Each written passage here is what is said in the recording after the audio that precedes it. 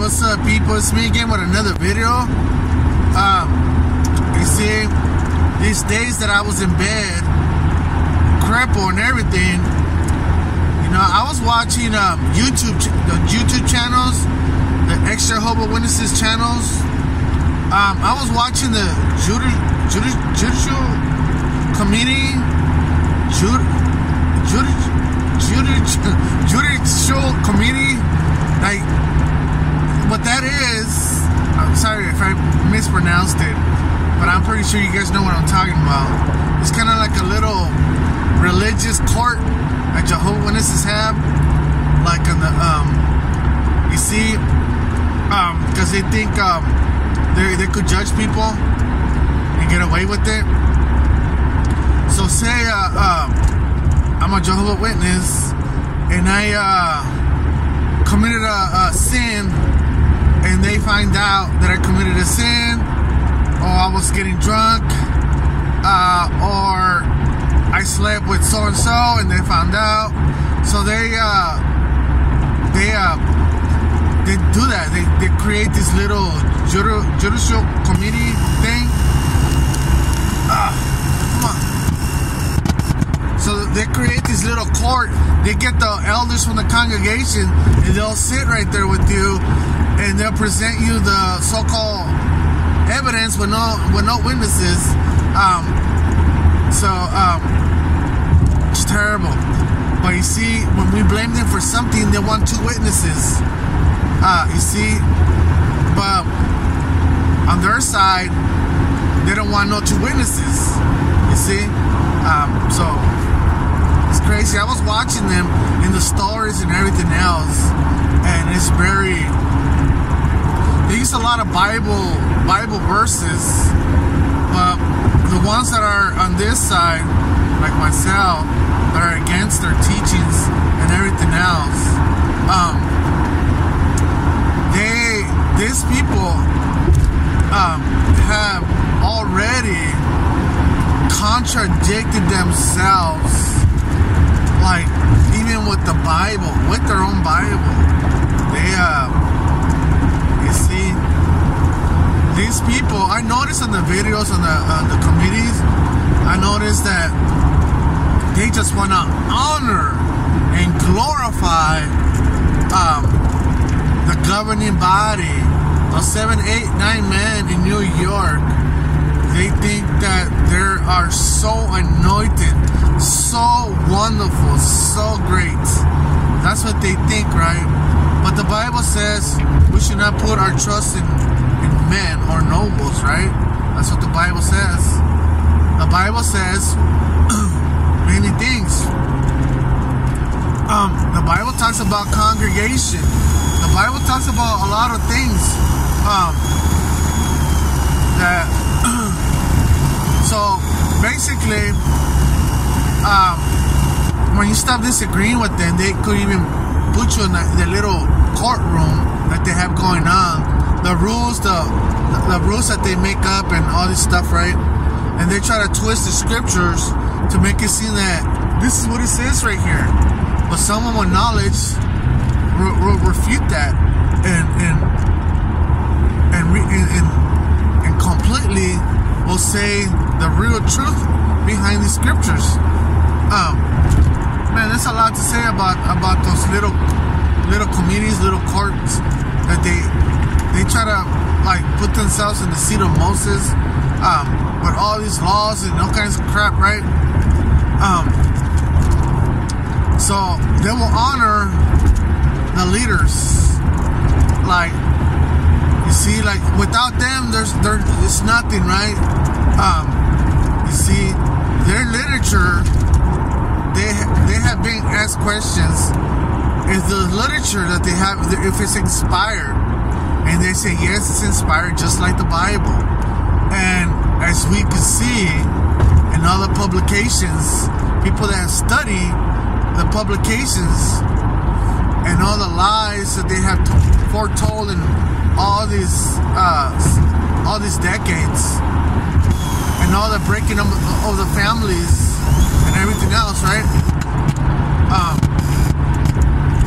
Man, these people are being they put in like some of these guys when they go to the little courts, the little committees, the judicial committees. They'll put it like a hidden camera inside of them to record the conversations. So on YouTube, there's a lot of I recommend you to see both sides. You see, because some of them will say that Jehovah's Witnesses are so great and this and that, right? So you listen to both sides and you determine for yourself who's telling you the truth about things, right? Who's lying? Who's going beyond the scriptures and all these things, right? So I recommend you to watch some of these videos to be put up on game. Don't let Jehovah's Witnesses come to your door and deceive you. They're gonna tell you so many beautiful things, everything. Trust me, we've been there, we observe, we know. The ones that left this religion, we know about them. We know all their schemes and tricks that they have. You see, I'm telling you. So do not study with Jehovah's Witnesses. If you want to study the Bible, study with other people. You see, Christians, other ones. You see, these people, well, they claim that they're the true religion, and we on this side know that they're not. They're not the true religion. There's no such thing as true religion. The Bible talks about true religion. Something about true religion is when you take care of the orphans, and the widows in their tribulation or whatever, and keep clean, spotless from the world. See, so that's what the Bible mentions that about religion. So they claim themselves that they're the true religion when they're not. You see, they don't help our community. They don't feed the poor. They don't care about no one, just themselves. You see, they're very selfish people, and they pretend that they're not. They will twist their literature when you find errors in it, or whatever, right? You see, their Bible, I examine their Bible very good, and they change years, genders, animals, and he or she, yeah, there you go, genders, yeah. They have changed some of this stuff, right? They changed many of these things, right? But the Bible says to not take or remove or add or subtract, right? Leave it the way how it's supposed to be. But they will say, well, they'll come up with all kinds of excuses. So I'm telling you, if you want to know the Bible, just get it. You see? Just get the Bible. You want to know it? You want to get closer to God? You see? You have to learn how to pray. You see? Learn how to pray. Search. You see, how can I pray? And once you start learning, and then I think your heart automatically will start doing this thing, you see, or it's already doing this thing because you put in an effort in trying to learn things about God. You see, learn Genesis, learn the Proverbs, learn Psalms, learn all these Bible stuff, right? Learn what does it really mean? The context. Find out the context. Find out the Hebrew language. You see, I always put like those little Hebrew little letters because they mean a lot. To me, they mean a lot. Oh man, there was a cat right there. They mean a lot to me, those Hebrew letters. So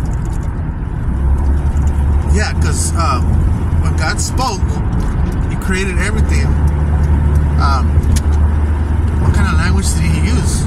See, people say Hebrew, so His word is so powerful. Those letters, that language, it's inspired. See, inspired has some type of like definition, some type of power, some type of something like spiritual breath, spiritual power. It has something. That's why I like those letters, especially when you start putting words together, and that's not really our language. That's from back in the days. That's not our native language. But anyways, there's a lot to say, you know, about this little course that they have going on. Oh man, these people. I was watching a couple. They send them to the little judicial committee, and this couple were really excellent, very professional. They have their comments like not we cannot comment on their comments. They have it blocked off. Beautiful family. These people, this family, the husband and the wife, they completely destroy them with the knowledge that they have. You see. So they're trying to frame you as you're trash and no longer with God once you start disagreeing with them. You see. So how can you agree with someone that's telling you lies? You see. After so much, you're like, wait a minute, no. You see, I mean, that's how a lot of people are. A lot of people don't like lies and disagree with lies. So, see, now you have many people that exit this religion and they have exposed their lies. And then these people come around back, the Jehovah's Witnesses, and they say they're the truth. They're the truth. They're God's mouthpiece, right? That everything they say comes from God. Their mouthpiece. No one else, right? So they put themselves in pedestals like that. But you see, it's like when you know someone is lying. You caught someone in an act, lying and stuff, and not saying the truth and lying, and you know that. Most of the time, you know, some people may just shut their mouth and don't say a thing. I didn't see anything. I don't know anything, right? That's the way how a lot of us are being brought up, right?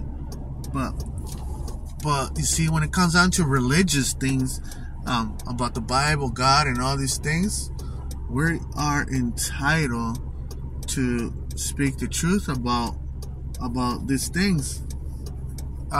We must speak the truth about the Bible. The Bible, our thoughts, our opinion, and all these things, right? Not just for our own gain, but to help someone else. You see, so these people, these Jehovah's Witnesses, they say there's no religion like us in the world, and this and that, right?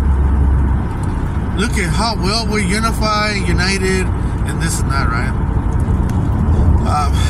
So they're all over the world. They're like together. They're together in their doctrines and everything else. They're like basically on the same page, right? So they view this side as bad from the devil and everything else, right? Because we don't build up, we tear down, according to them, right? So I'm telling you, don't trust them. Don't let them into your home. You study your own. You get smart. You get wisdom from God. Even the book of James, I forgot what Bible verse, it tells you, ask God for wisdom and He will give you wisdom. So these guys, they try to make it seem like we could only count on this organization, this religion. If we don't, we're gonna die, right? That's what they teach. The faithful slave, that's what you call the faithful slave, those 7, 8, 9 men in New York that are in power. They're telling all these members what to do, what not to do, when to shit, when not to shit, you know, all these things. Well, you see, it says that, you see, in Matthew 24:45, you see, we have the faithful slave right there. It talks about it in the Bible.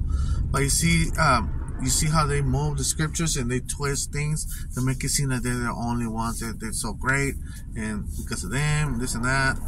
But you see, I love Psalms 32:8, Jeremiah 32:3. It tells you right there, you don't need like 8 or 9 men to tell you how you live your life.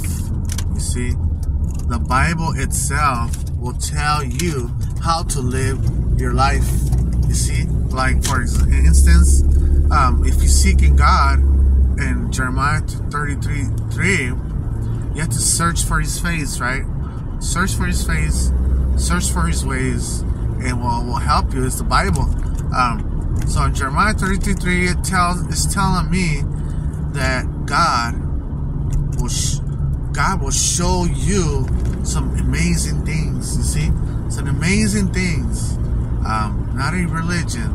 Religion, you just want your money, and they want you to be submitted to them and be so scared of them that everything that they say, you have to shake your head and say yes. But you see, Jeremiah 33:3, it tells you that God will show you some amazing things. God Himself. In Psalms 32:8, it tells you that His eye will be upon you. You will know. God will introduce Himself to you, and He will guide you and help you with His eye upon you. You're wondering, what does that really mean?